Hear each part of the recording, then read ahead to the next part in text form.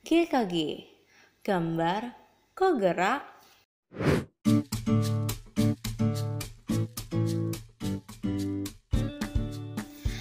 Ingatkah kamu saat dulu kita berkumpul dengan teman-teman, berdekatan tanpa menggunakan masker dan protokol kesehatan?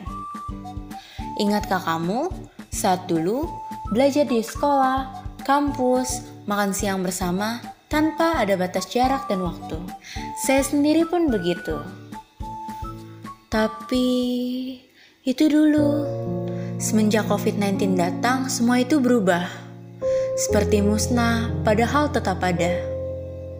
Yuk kita kenalan sama si COVID-19 dan pahami fakta-faktanya. COVID-19 merupakan penyakit menular yang menginfeksi saluran pernafasan. Tahukah kamu, kasus COVID-19 pertama kali ditemukan di Indonesia pada bulan Maret 2020. Per 31 Oktober 2021, kasus COVID-19 di Indonesia sudah mencapai total kumulatif sebesar 4.244.358 orang. Karena si COVID lah, kantor, sekolah, pusat perbelanjaan, hingga rumah ibadah ditutup untuk sementara waktu demi memperkecil penularan. Tak terasa ya, setahun pun berlalu.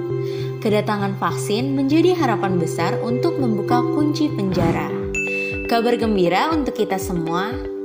Iya, kabar gembira. Sejak Januari 2021, pemerintah mulai melakukan program vaksinasi secara massal pada masyarakat Indonesia. Yuk ketahui jenis vaksin yang resmi digunakan di Indonesia. Ada Bio Farma dari Indonesia, AstraZeneca dari Inggris, Sinopharm dan Sinovac Biotech Ltd dari Tiongkok, Moderna dan Pfizer Inc., dan BioNTech dari Amerika Serikat. Hingga tanggal 31 Oktober 2021, tercatat 57,46% dari target masyarakat sudah melakukan vaksinasi dosis pertama dan 35,39% dari target masyarakat sudah melakukan vaksinasi dosis kedua.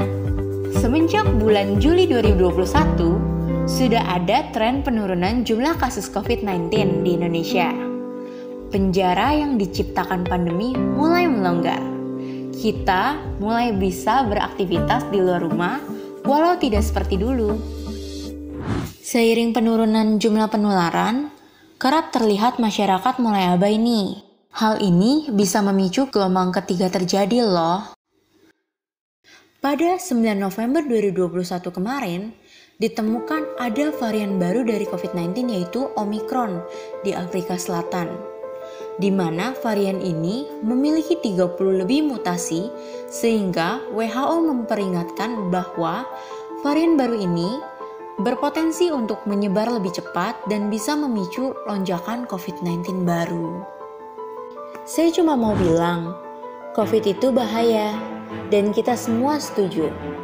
Tapi ternyata ada loh yang tidak kalah bahaya, yaitu terpenjara di rumah kita sendiri dan tidak berkarya. Sudah banyak pemuda Indonesia yang terus menghasilkan karya di masa pandemi.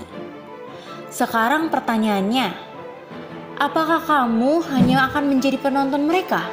Sebagai pemuda generasi bangsa Indonesia, tentunya kita tidak boleh nyaman hidup di dalam zona corona ini. Di tahun 2045, Indonesia akan mengalami usia emas, di mana masyarakat Indonesia lebih banyak anak muda daripada orang tua dan balita. Jangan pernah kubur mimpimu, jadikan pandemi sebagai semangat bukan penghambat. Terakhir, tetap konsisten menerapkan protokol kesehatan 6M. Permata tidak akan menjadi permata jika tidak melalui tempahan yang begitu dahsyat. Pandemi hanya salah satu tempahan yang harus kamu alami sebelum menjadi pemuda yang luar biasa. Salam sehat, salam pemuda, ayo berkarya untuk Indonesia maju, sejahtera, dan jaya.